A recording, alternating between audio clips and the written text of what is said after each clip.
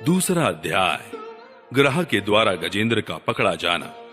श्री सुखदेव जी ने कहा, परीक्षित, क्षीर सागर में त्रिकूट नाम का एक प्रसिद्ध सुंदर एवं श्रेष्ठ पर्वत था। वह 10,000 योजन ऊंचा था। उसकी लंबाई चौड़ाई भी चारों ओर इतनी ही थी।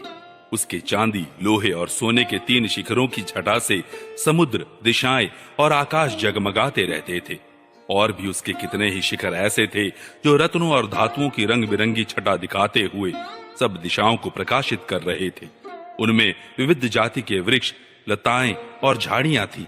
झरनों की झरझर से वह गुंजायमान होता रहता था। सब ओर से समुद्र की लहरें आ आकर उस पर्वत के निचले भाग से टकराती। उस समय ऐसा जान पड़ता मानो वे पर्वत राज के पांव पखार रही हो। उस पर्वत के हरे पन्ने के पत्थरों से वहां की भूमि ऐसी सांवली हो गई थी जैसे उस पर हरी भरी दूब लग रही हो। उसकी कंदराओं में सिद्ध, चारण, गंधर्व, विद्याधर, नाग, किन्नर और अप्सराएं आदि विहार करने के लिए प्राय बने ही रहते थे। जब उसके संगीत की ध्वनि चट्टानों से टकराकर गुफाओं में प्रतिध्वनित होने लगती थी, तब बड़े बड़े गर्वीले सिंह उसे दूसरे सिंह की ध्वनि समझकर सह न पाते और अपनी गर्जना से उसे दबा देने के लिए और जोर से गर्जने लगते थे। उस पर्वत की तलहटी तरह तरह के जंगली जानवरों के झुंडों से सुशोभित रहती थी। अनेकों प्रकार के वृक्षों से भरे हुए देवताओं के उद्यान में सुंदर सुंदर पक्षी मधुर कंठ से चहकते रहते थे। उस पर बहुत सी नदियां और सरोवर भी थे। उनका जल बड़ा निर्मल था। उनके पुलिन पर मणियों की बालू चमकती रहती थी। उनमें देवांगनाएं स्नान करती थी, जिससे उनका जल अत्यंत सुगंधित हो जाता था। उसकी सुरभि लेकर भीनी भीनी वायु चलती रहती थी। पर्वतराज त्रिकूट की तराई में भगवत प्रेमी महात्मा भगवान वरुण का एक उद्यान था।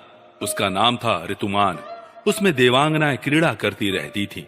उसमें सब ओर ऐसे दिव्य वृक्ष शोभायमान थे जो फलों और फूलों से सर्वदा लदे ही रहते थे।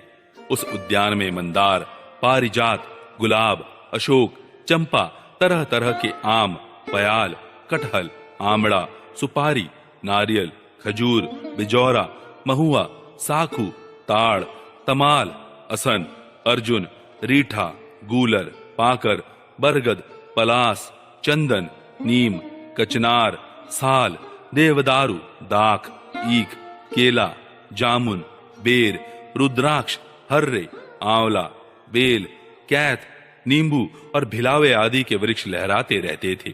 उस उद्यान में एक बड़ा भारी सरोवर था। उसमें सुनहले कमल खिल रहे थे और भी विविध जाति के कुमुद, उत्पल, कलहार, शतदल आदि कमलों की अनूठी छटा छिटक रही थी। मतवाले भौरे गूंज रहे थे। मनोहर पक्षी कलरव कर रहे थे। हंस, कारंडव, चक्रवाक और सारस दल के दल भरे हुए थे। पनडुब्बी, बतख और पपीहे कूज रहे थे। मछली और कछुओं के चलने से कमल के फूल हिल जाते थे, जिससे उनका पराग झड़कर जल को सुंदर और सुगंधित बना देता था। कदम, बेंत, नरकुल, कदम्बलता, बेन आदि वृक्षों से वह घिरा था। कुंद, कुर्बक, अशोक, सिरस, वनमल्लिका, लिसौड़ा, हरसिंगार, सोनजूही, नाग, पुन्नाग, जाति, मल्लिका, शतपत्र, माधवी और मोगरा आदि सुंदर सुंदर पुष्प वृक्ष एवं तट के दूसरे वृक्षों से भी जो प्रत्येक ऋतु में हरे भरे रहते थे, वह सरोवर शोभायमान रहता था। उस पर्वत के घोर जंगल में बहुत सी हथिनियों के साथ एक गजेंद्र निवास करता था। वह बड़े बड़े शक्तिशाली हाथियों का सरदार था। एक दिन वह उसी पर्वत पर अपनी हथिनियों के साथ कांटे वाले कीचक, बांस, बेंत, बड़ी बड़ी झाड़ियों और पेड़ों को रौंदता हुआ घूम रहा था। उसकी गंध मात्र से सिंह, हाथी, बाघ, गैंडे आदि हिंस्र जंतु, नाग तथा काले गोरे शरब और चमरी गाय आदि डरकर भाग जाया करते थे। और उसकी कृपा से भेड़िए, सुअर, भैंसे, रीछ, शल्य, लंगूर तथा कुत्ते, बंदर, हरिन और खरगोश आदि क्षुद्र जीव सब कहीं निर्भय विचरते रहते थे। उसके पीछे पीछे हाथियों के छोटे छोटे बच्चे दौड़ रहे थे। बड़े बड़े हाथी और हथिनियां भी उसे घेरे हुए चल रही थी। उसकी धमक से पहाड़ एक बारगी कांप उठता था। उसके गंड स्थल से टपकते हुए मद का पान करने के लिए साथ साथ भौरे उड़ते जा रहे थे। मद के कारण उसके नेत्र विह्वल हो रहे थे। बड़े जोर की धूप थी, इसलिए वह व्याकुल हो गया और उसे तथा उसके साथियों को प्यास भी सताने लगी। उस समय दूर से ही कमल के पराग से सुवासित वायु की गंध सूंघकर वह उसी सरोवर की ओर चल पड़ा, जिसकी शीतलता और सुगंध लेकर वायु आ रही थी। थोड़ी ही देर में वेग से चलकर वह सरोवर के तट पर जा पहुंचा। उस सरोवर का जल अत्यंत निर्मल एवं अमृत के समान मधुर था। सुनहले और अरुण कमलों की केसर से वह महक रहा था। गजेंद्र ने पहले तो उसमें घुसकर अपनी सूंड से उठा जी भरकर जल पिया, फिर उस जल में स्नान करके अपनी थकान मिटाई। गजेंद्र गृहस्थ पुरुषों की भांति मोहग्रस्त होकर अपनी सूंड से जल की फुहारें छोड़ छोड़कर साथ की हथिनियों और बच्चों को नहलाने लगा तथा उनके मुंह में सूंड डालकर जल पिलाने लगा। भगवान की माया से मोहित हुआ गजेंद्र उन्मत्त हो रहा था। उस बेचारे को इस बात का पता ही न था कि मेरे सिर पर बहुत बड़ी विपत्ति मंडरा रही है। परीक्षित, गजेंद्र जिस समय इतना उन्मत्त हो रहा था, उसी समय प्रारब्ध की प्रेरणा से एक बलवान ग्राह ने क्रोध में भरकर उसका पैर पकड़ लिया। इस प्रकार अकस्मात विपत्ति में पड़कर उस बलवान गजेंद्र ने अपनी शक्ति के अनुसार अपने को छुड़ाने की बड़ी चेष्टा की, परंतु छुड़ा न सका।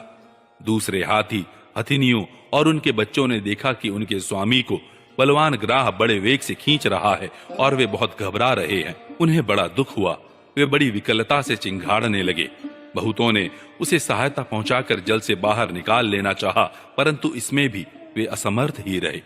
गजेंद्र और ग्राह अपनी अपनी पूरी शक्ति लगाकर भिड़े हुए थे। कभी गजेंद्र ग्राह को बाहर खींच लाता तो कभी ग्राह गजेंद्र को भीतर खींच ले जाता। परीक्षित, इस प्रकार उनको लड़ते लड़ते 1000 वर्ष बीत गए और दोनों ही जीते रहे। यह घटना देखकर देवता भी आश्चर्यचकित हो गए। अंत में बहुत दिनों तक बार बार जल में खींचे जाने से गजेंद्र का शरीर शिथिल पड़ गया। न तो उसके शरीर में बल रह गया और न मन में उत्साह। शक्ति भी क्षीण हो गई। इधर ग्राह तो जलचर ही ठहरा, इसलिए उसकी शक्ति क्षीण होने के स्थान पर बढ़ गई। वह बड़े उत्साह से और भी बल लगाकर गजेंद्र को खींचने लगा। इस प्रकार देहाभिमानी गजेंद्र अकस्मात प्राण संकट में पड़ गया और अपने को छुड़ाने में सर्वथा असमर्थ हो गया। बहुत देर तक उसने अपने छुटकारे के उपाय पर विचार किया। अंत में वह इस निश्चय पर पहुंचा, यह ग्राह विधाता की फांसी ही है। इसमें फंसकर मैं आतुर हो रहा हूं। जब मुझे मेरे बराबर के हाथी भी इस विपत्ति से न उबार सके, तब ये बेचारी हथिनियां तो छुड़ा ही कैसे सकती हैं। इसलिए अब मैं संपूर्ण विश्व के एकमात्र आश्रय भगवान की ही शरण लेता हूं। काल बड़ा बली है। यह सांप के समान बड़े प्रचंड वेग से सबको निगल जाने के लिए दौड़ता ही रहता है। इससे अत्यंत भयभीत होकर जो कोई भगवान की शरण में चला जाता है, उसे वे प्रभु अवश्य अवश्य बचा लेते हैं। उनके भय से भीत होकर मृत्यु भी अपना काम ठीक ठीक पूरा करता है। वही प्रभु सबके आश्रय हैं। मैं उन्हीं की शरण ग्रहण करता हूं।